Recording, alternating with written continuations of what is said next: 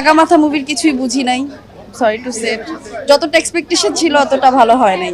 ছবি ভালো লাগে নাই, কাহিনী পাই নাই কোনো, খালি নেশা আর ফ্যামিলি থেকে ডিসক্রেডিট।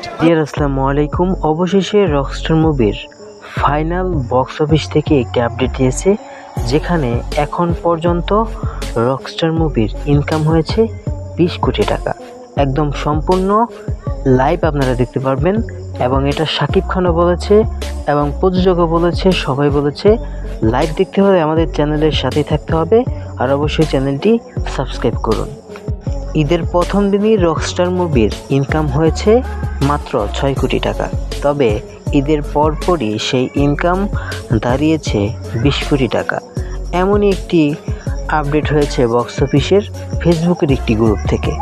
এটা অফিসিয়াল কিনা এখনও পর্যন্ত জানা যায়নি, তবে শাকিব খানের একটি ফেক পেজ থেকে বলা হয়েছে শাকিব খানের রকস্টার মুভির ইনকাম 20 কোটি টাকা ছাড়িয়েছে।